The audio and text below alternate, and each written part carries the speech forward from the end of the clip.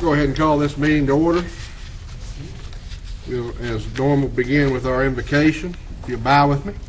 Gracious Heavenly Father, we thank you for this time that we can come together. We thank you that we live in a country where we can gather together and debate and serve the people of this country. Father, we thank you for the many blessings that you've bestowed upon us, and we pray that all of our actions tonight will be pleasing to you.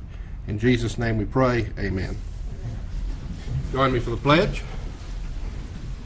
I pledge allegiance to the flag of the United States of America and to the republic for which it stands, one nation under God, indivisible, with liberty and justice for all.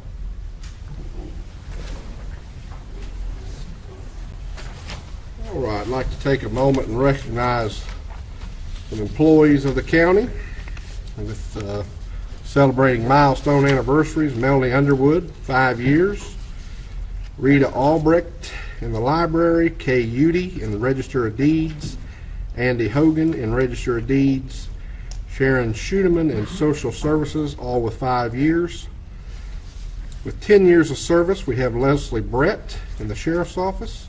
Christina Funderburk with the Sheriff's Department. Candace Outerbridge with the Sheriff's Department. And with 15 years of service, we have Josh Carpenter in Public Works and Pamela Cole with the Sheriff's Office. And we did have a December retirement, Donna Miller, out of our Human Services and Inmate Health after 5 years of service. That, we'll move on to item 4, which is the Distinguished Budget Presentation Award. I'd like to recognize Union County Administrative Services Budget Division for having received the FY 2017 Governmental Finance Officers Association GFOA Distinguished Budget Presentation Award. I believe this is our 4th year in a row, and certainly an item worth celebrating, and so we certainly want to recognize you and your staff and thank you for the great work that you've done.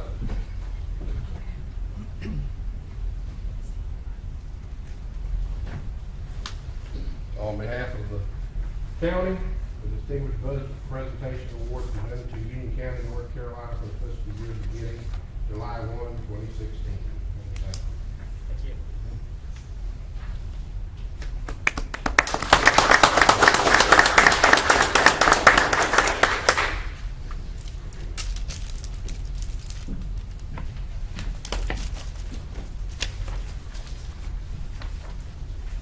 And while we're in the mode of recognizing, we also want to take a moment and recognize former Chairman Stoney Rushing for his dedicated and faithful service as Chairman of the Union County Board of Commissioners from December 7th, 2015 to December 5th of 2016. On behalf of all of us, we thank you for your service. Thank you. Thank you.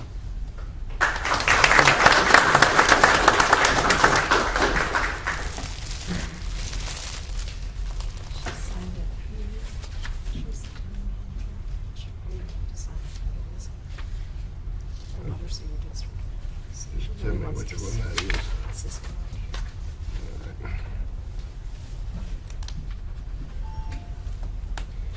Okay. All right. We will now move into public hearing CZ 2016-006, Amendment to Moore Farms Active Adult Community Approved Conditions. And I will now open that public hearing. Mr. Matthews? Yes, sir. Thank you, Chairman and Commissioners. Tonight, what you have in front of you here is an amendment to the conditional zoning. It's 2016-006.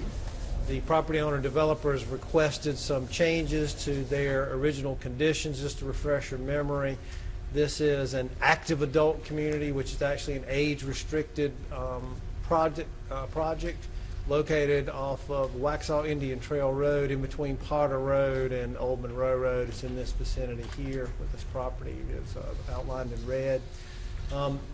Really the way we're going to handle this is I'm going to give you just a brief introduction. Developers here to discuss their request, open it up to the public for comments, and then I'll come back up and give you the staff and the planning board's recommendation and answer any questions you might have at this time. But this is a request to amend some conditions that were previously imposed. They were actually self-imposed by the developer, and they'd like to seek some changes to those actual conditions. Thank you.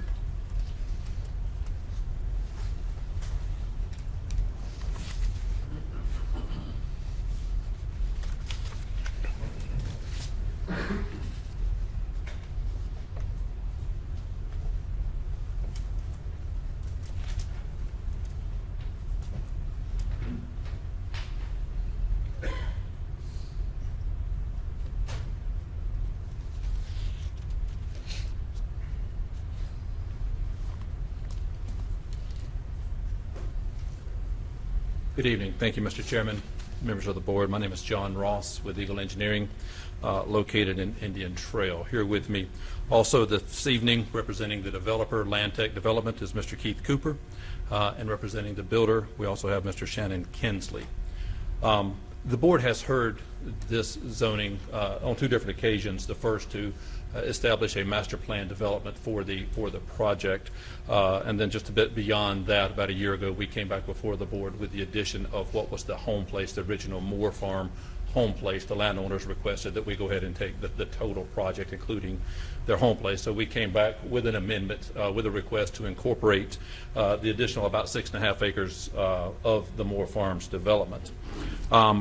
Beyond those actions of the board, Landtech has moved forward. They've identified their builder. The builder has identified the architectural development team, and they've been moving forward with the project design.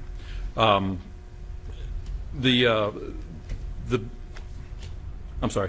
actual building plans that are proposed for this development are custom designed homes. They are not any off-the-shelf item, but every home model that's being planned is a unique and custom home in every way.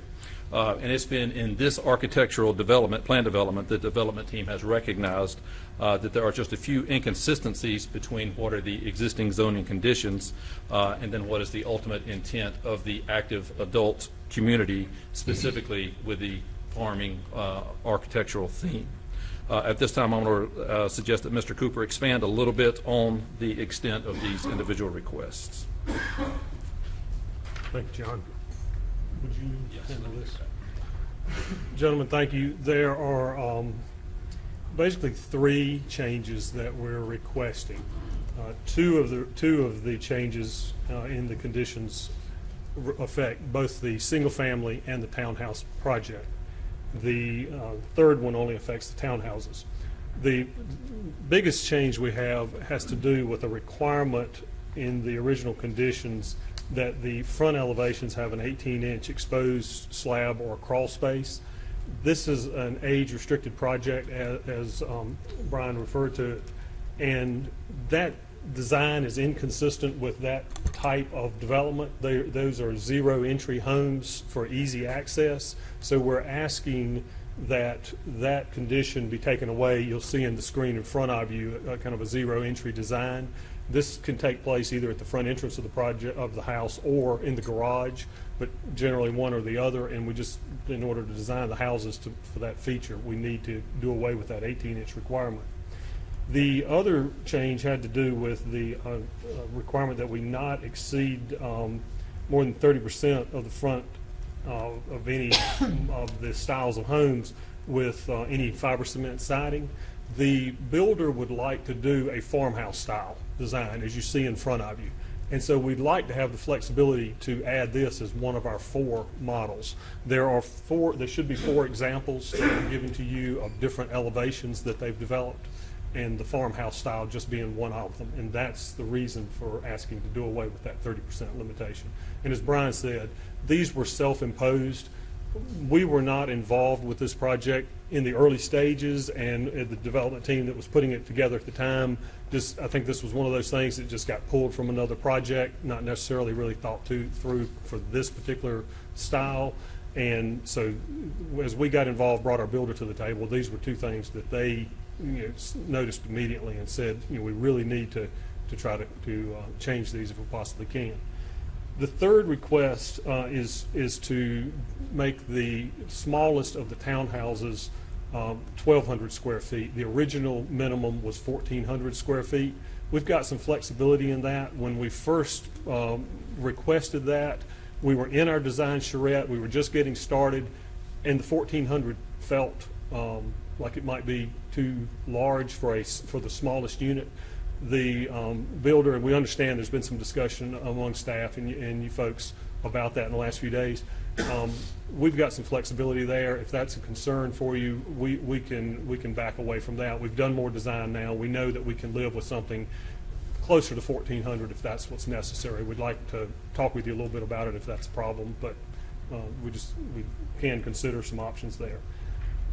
That's basically what we're requesting. If you have any questions for me or for Shannon, he's with the builder and knows all the details of the house construction and everything. We'll be glad to try to answer them for you. Any questions, gentlemen? Yes, will the impact of going from 14 to 12 change the number of units planned to be built? No, sir. The cap is still the same. Any other questions? Okay, thank you, gentlemen. Thank you. And it does not appear that anyone has signed up to speak on behalf of that. So, Mr. Matthews, we'll turn it back over to you. Yes, sir. In reviewing this, the staff and the planning board both heard from the developer and anyone from the community on this. Again, there was very little community input on this. They were originally self-imposed conditions by the developer. We recognize that the intent of the development originally was to be an age restricted, and so the issue of the 18-inch crawl space or rise made no sense, and we certainly supported that change in order to be able to accommodate an age restricted project. As far as the materials go, again, that was self-imposed. The developer is stating that they will not use vinyl. That is still a condition. They're just asking that they not be required to limit the amount of fiberboard that they actually put on. Originally, there was a limit to how much fiberboard. They are actually suggesting that they could do 100% fiberboard or cement board, but no vinyl siding whatsoever in the community. We again felt that that was a reasonable request. The planning board also felt that was a reasonable request. And as far as the reduction on the square footage, again, mostly this is market driven. That was not a suggestion from staff that they set that limit at 1,400 square foot.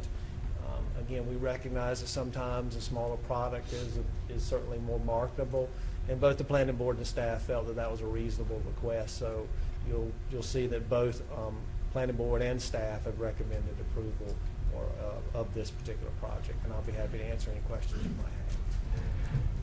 Any questions for Mr. Matthews? All right, thank you, sir. Thank you very much. I'll now close that public hearing. And we'll move on to item number 6, public hearing CZ 2016-007 for Chestnut Lane. I'm just going to stand up here again. So We'll welcome you. this is another conditional zoning application that you have before you tonight. This is for a subdivision. Just to give you a point of reference, this is again a public hearing. This area here is Chestnut Lane. This is bounded by Matthews Weddington Road. The property in question is actually these two parcels here, and they add up to a total of 20 acres. They're currently zoned R20, which is 20,000 square foot lots. Essentially a little bit less than a half an acre is what those lot sizes are. Development request is to put this as a conditional zoning CZ R8. Now, not because they're trying to gain density of R8, but really what they're trying to accomplish is the lot sizes and the setbacks. The overall density for this request is just shy of 3 units per acre. It's 59 units on 20 acres. The developer is here tonight. Again, I'm going to turn it over to them to give you their presentation, public hearing, and then I'll come back and give you a staff recommendation after that.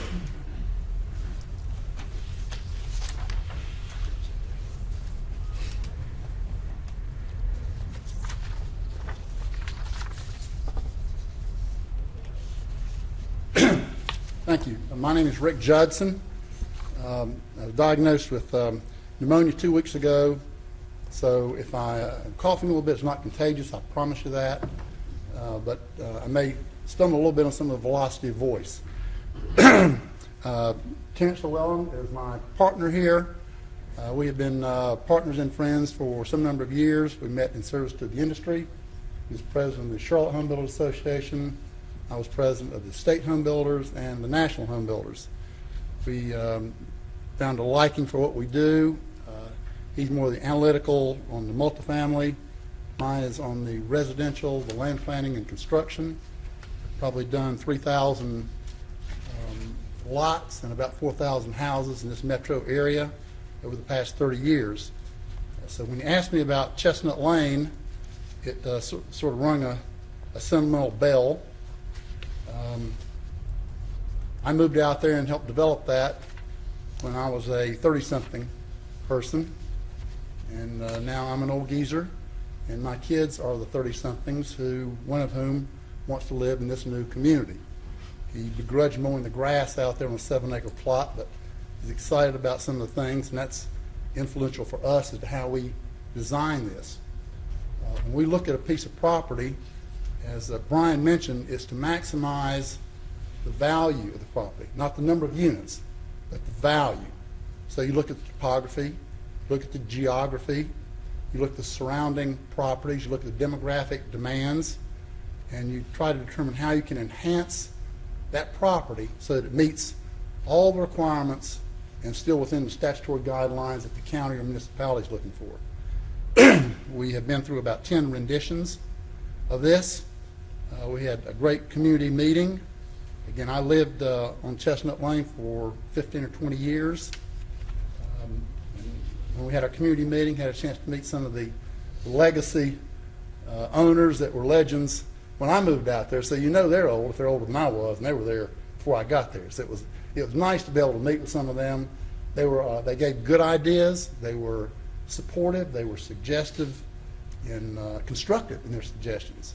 So every step of the process, we've had good meetings. We've come up with a community that we think maximizes streetscape and the topography. As you may be able to see on here, there's a creek and sort of a water feature at the back. Part of that exists, part of it will be enhanced. We have an extended buffer separating that creek from the properties themselves. We have what's called a water retention facility, as you well know. Cleans the water, storm water retention on site was important, particularly to a couple of our neighbors, some of whom didn't voice a concern, but it should be. I was a neighbor there. If I were still there, it would be a concern in that particular parcel to me. We've enhanced the size of that to make sure that we're not just meeting the minimum demand or requirement, but exceeding it. And I think it will wind up with a feature that is demanded by this demographic. We did the study on who will be there, who is the buyer, who is the builder, what type of home would be there. We think the house price ranges are going to be in the high 4s to mid 5s. They will be custom homes. We've narrowed it down from 6 builders to 3. We will write the covenants. In part of those covenants, there will be no, just point of clarification, I think there's a typo in some of the submission made earlier. There is no primary vinyl siding on these houses. We would allow vinyl for soffits or dormers, places where it's more practical from a water sealant standpoint to have that, but it would be masonry product, it would be brick, it would be stucco, hardy plank, some cementitious product that is in keeping with a $500,000 house. The price is not a pipe dream that we have. It's after some extended study and research as to, again, the demographics, the parcel of land, the vision that the county has for that property, and it is within keeping the plan. We work with the Planning Commission, got good constructive input from them. We think we've done a pretty good job with it. We've listened along the way. We've responded at every point. We've exceeded some of the requirements to meet and or exceed what the neighbors have suggested, which includes some planting along the buffer lines.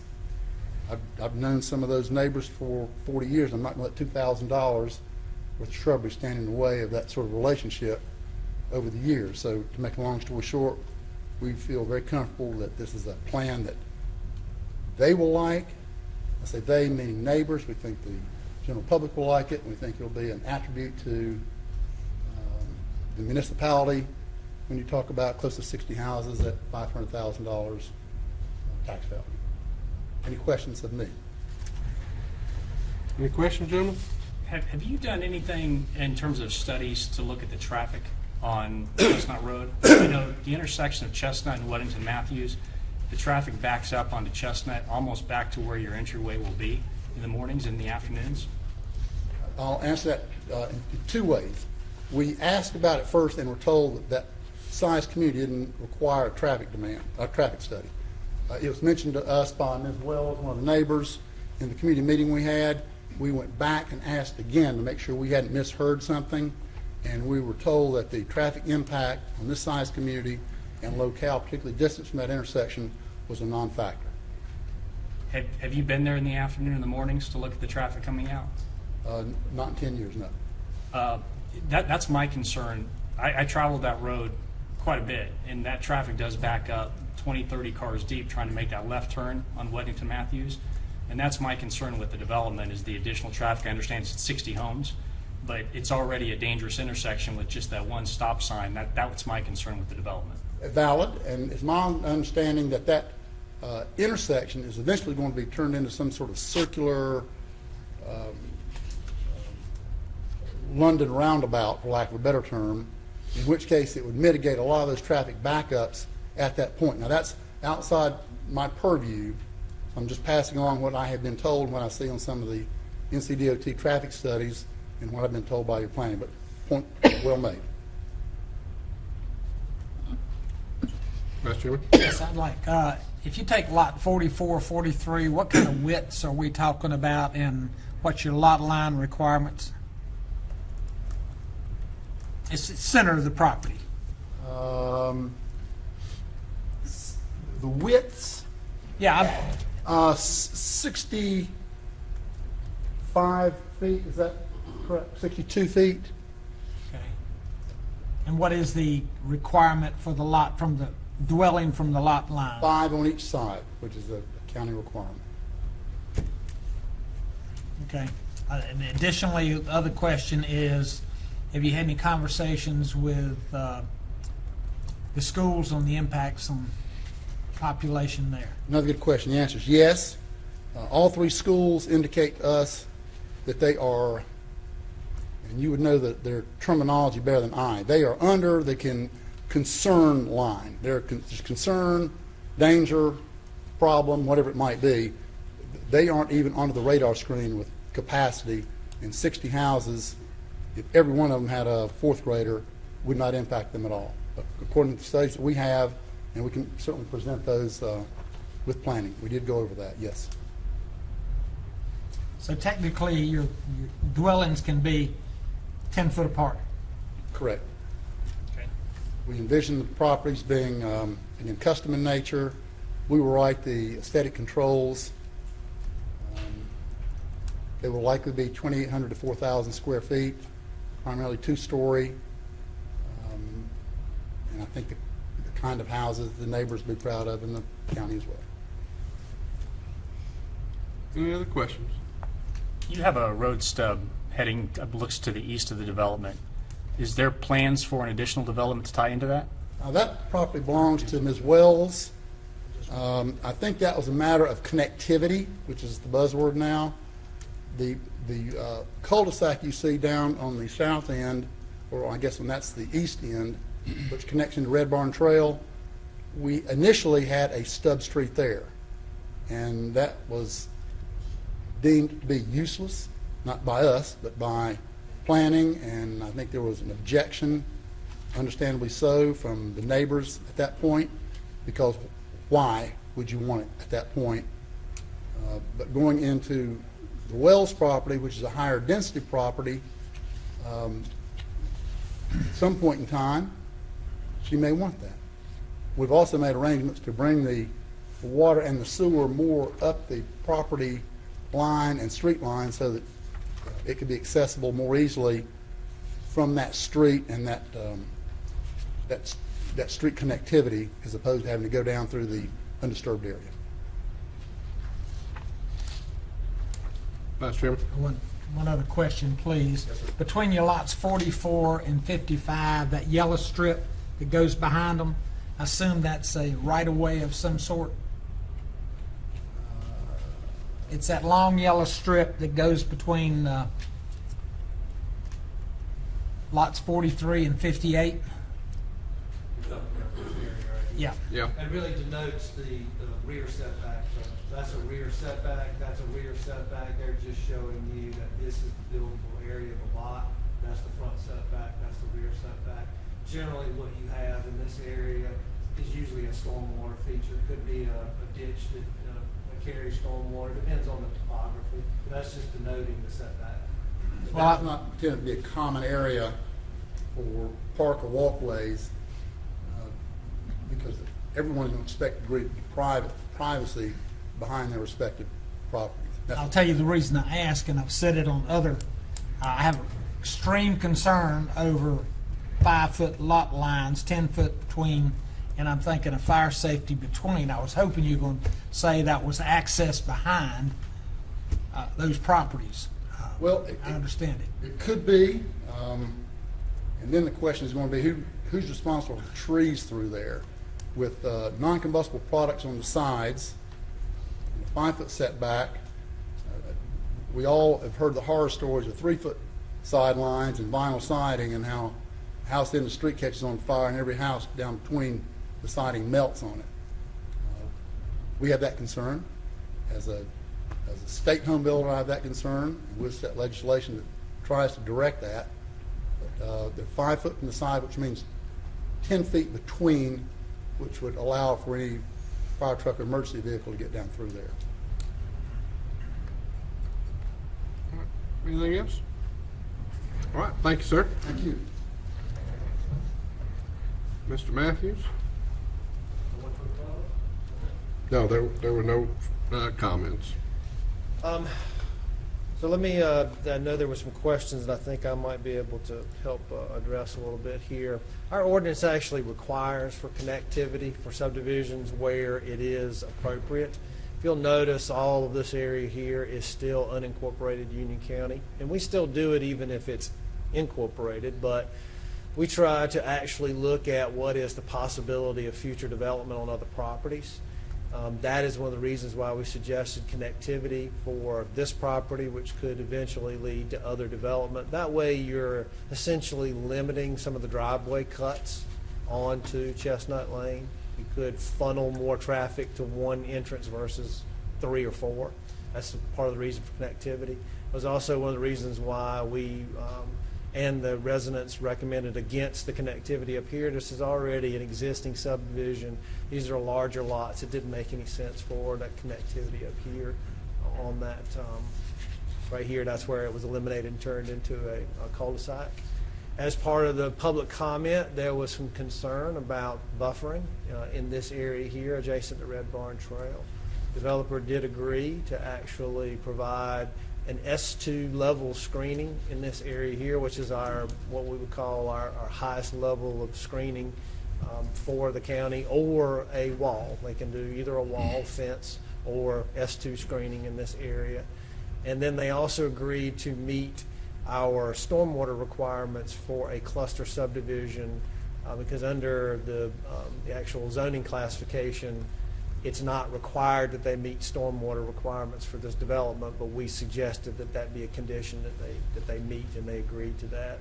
I also heard, I believe the developer state that they were willing to impose another condition that there would not be vinyl siding on the property, with the exception of vinyl for soffits and those types of things. Certainly we would recommend that would be a condition if the board wanted to approve this. Essentially, the planning board and the staff reviewed this, and if you were to look in this area here, you've got sort of a mix of different types of lot sizes. Our land use plan And our comprehensive plan calls for this to be more of the medium-density residential in our plan. And that is generally greater than 2 units to the acre. Currently, it's a 2 unit to the acre zoning on that property.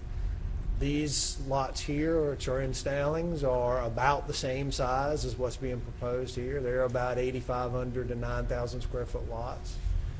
These are less than half an acre size lots here. This is Chestnut subdivision. These are much larger. These are anywhere 3 to 5 acres or so. And so you've got a mix of different types of lot sizes. The plan identifies that where there is existing water and sewer, and there is existing water and sewer, that higher density can be appropriate in this area. Based on that information and also from some of the public input about some of the mitigation, both the planning board and the staff have recommended approval of this particular request. And I'll be happy to answer any questions you might have. Any questions, gentlemen? The gentleman had mentioned potential development by DOT on that intersection. That's correct. Do you have any indication what the timeline is on that? I do not. He is correct, though. That is a high priority intersection for DOT. It is identified as a roundabout. However, there has not been a contract let nor a date set at this point in time. It did rise to the level of our critical intersection analysis, the one we did.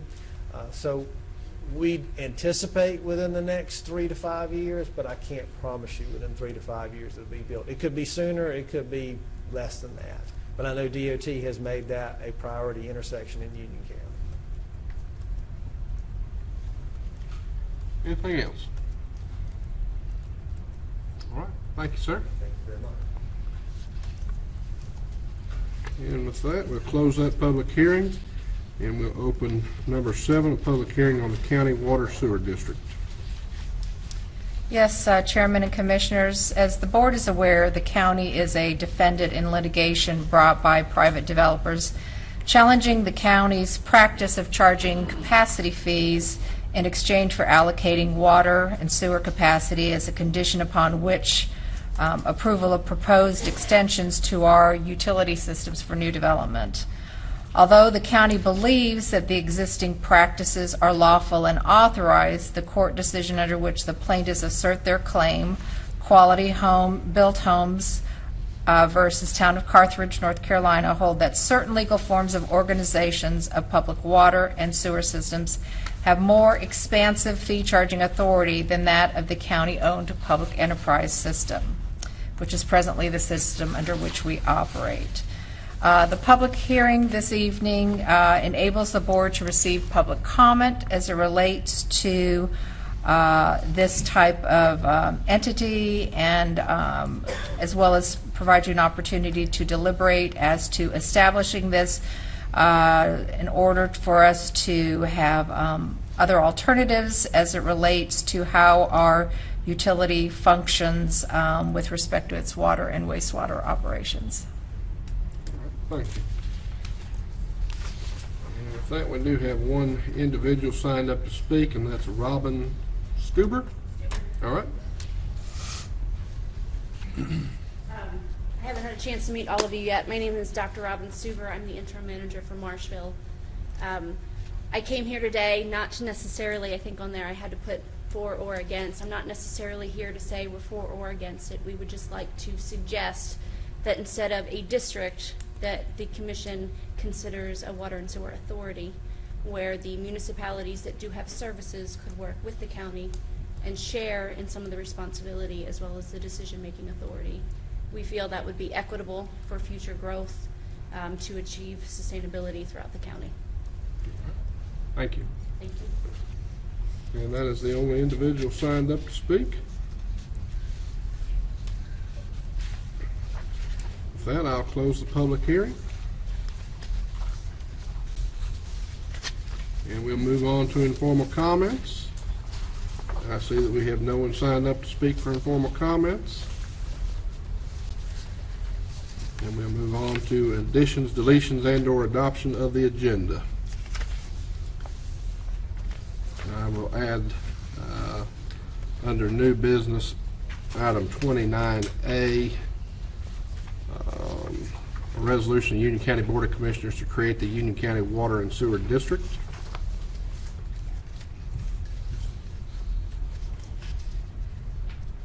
I'll entertain a motion.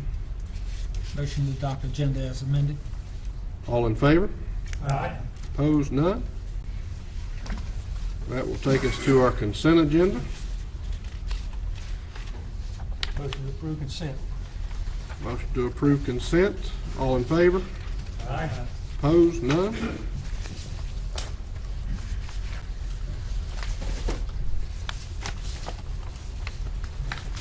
That will take us to item number 29A, resolution to form or create a Union County Water and Sewer District.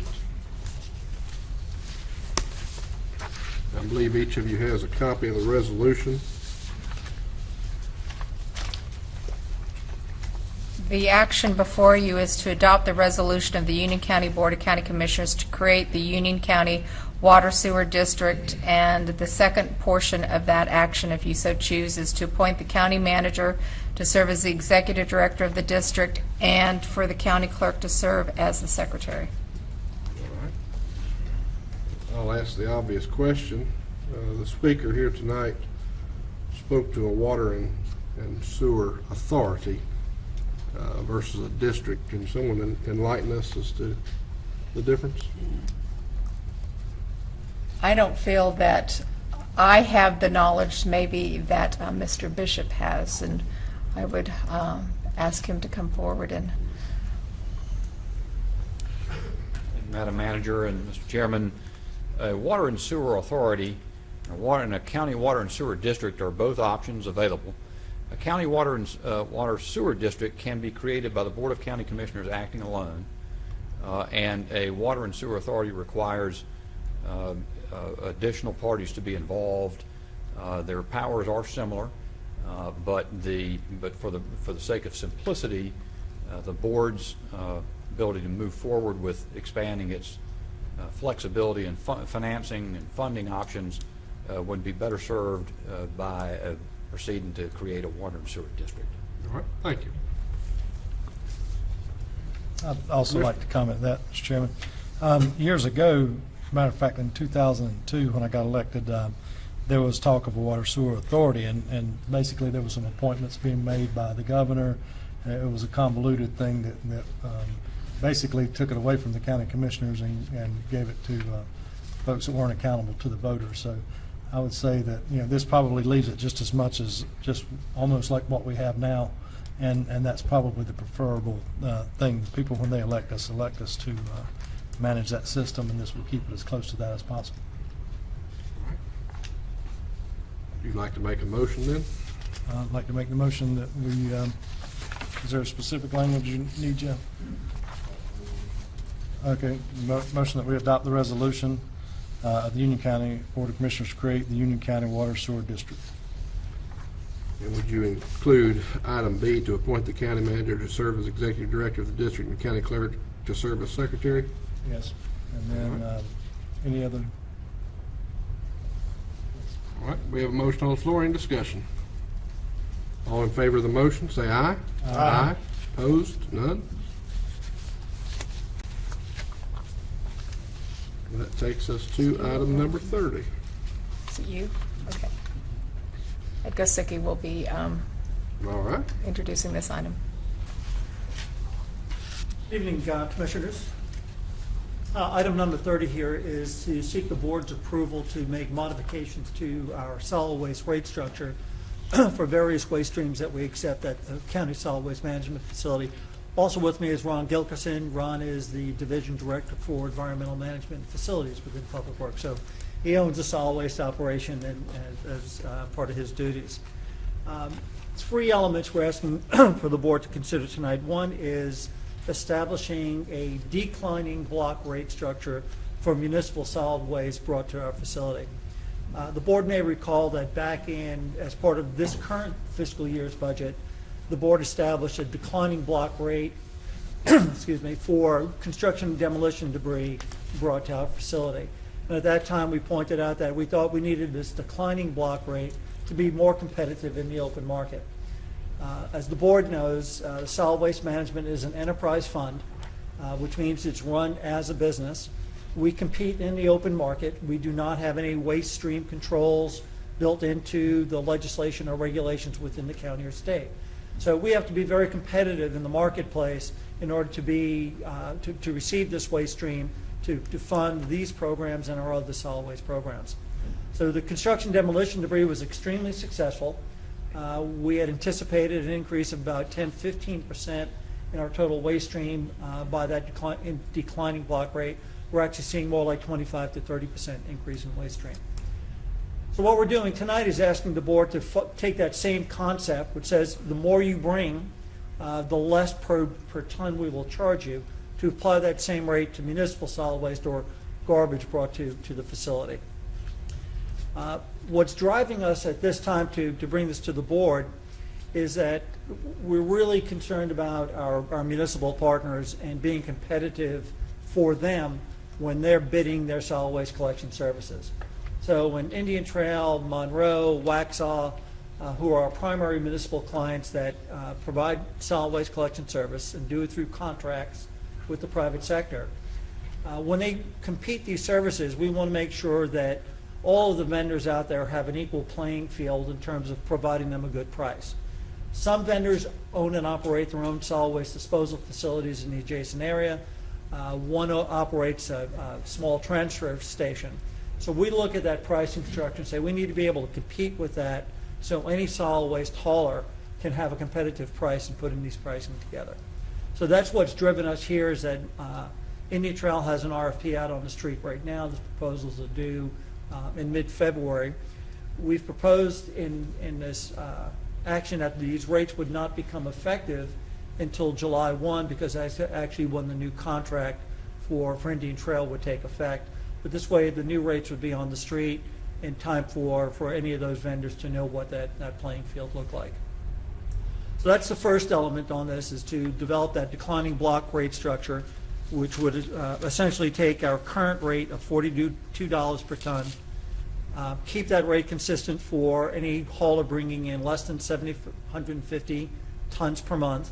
Any haulers bringing in between 750 and 1,500 tons per month would be charged $40 per ton for all of that waste. If they bring in between 15 and 2,500 tons, the rate would be dropped to $38 per ton, again for the entire waste stream for that month. And if over 2,500 tons per month, would go from $42 to $36.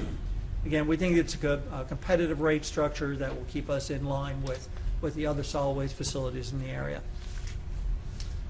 Along with that, we're asking the board to also establish a similar declining block rate structure for yard waste. The board will recall that as part of this year's budget, they approved us getting into a yard waste composting program. That program is now up and running and is producing its first amounts of compost, which we have used successfully at the new Public Works Operations Center for top seeding in that area. Our current rate is $35 per ton for yard waste coming into us. Again, we're trying to work with the municipalities that collect yard waste and assure that yard waste collected by them has a competitive place to go.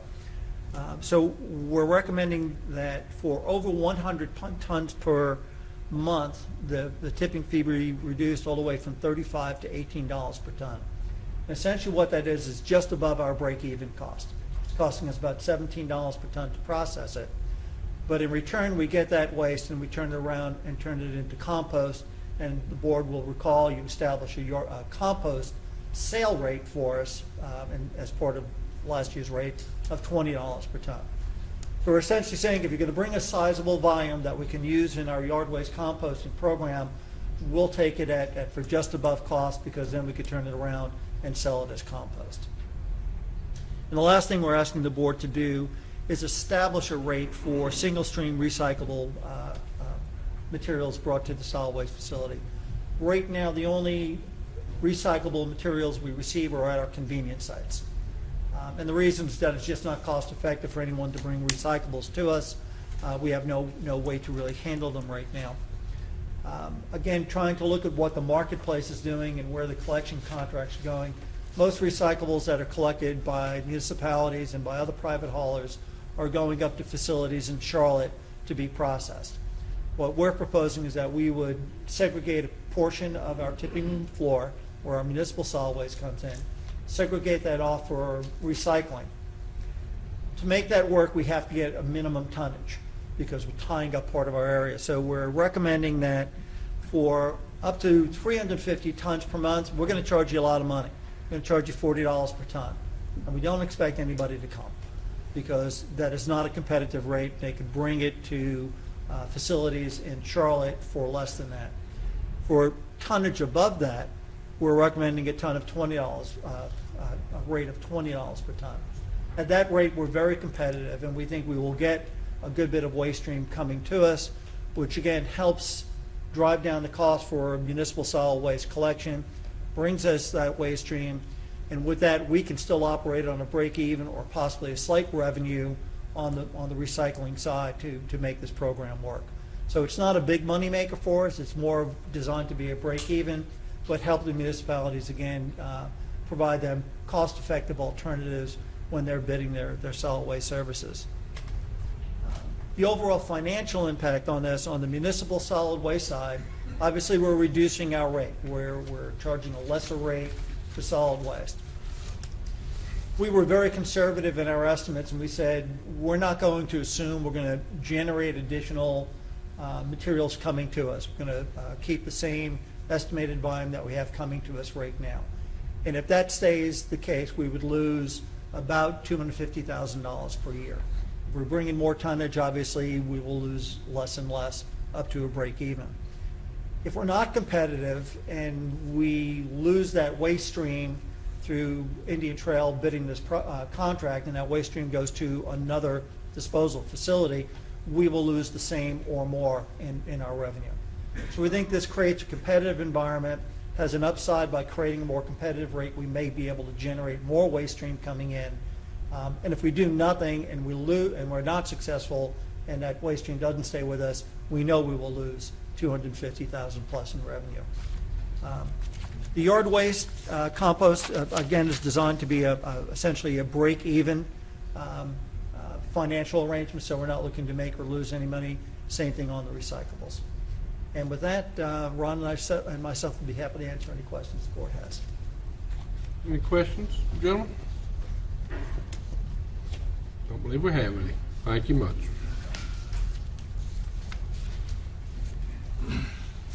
I'll make a motion we approve the proposed declining block rate for commercial disposal of municipal solid waste, a declining block rate for yard waste disposal, and establish a rate for single stream recycling disposal to become effective July 1, 2017. That's a motion. Any discussion? All in favor of the motion, say aye. Aye.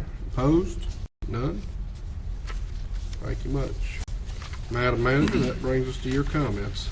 I just have one comment this evening. A couple of weeks ago, I provided a preview for the board of what the manager's office annual report looked like.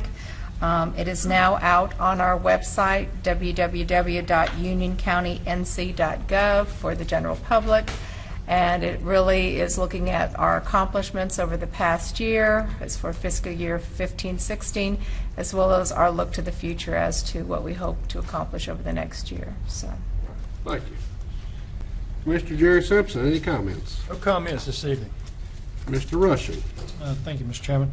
Would like to wish everyone a happy new year, and we do have some weather. We're calling for some bad weather this weekend, so be sure to check on your family members and be safe, and hope everything is, well, I think on Facebook they had 1 to 3 foot. I think they meant 1 to 3 inches. So yeah, inches, not feet. Yes. Inches. Commissioner Lance Simpson. Just wish everyone a good evening. Vice Chairman Helms. No comments, please. And I have no comments this evening. I'll entertain a motion to adjourn. So moved. All in favor? Aye.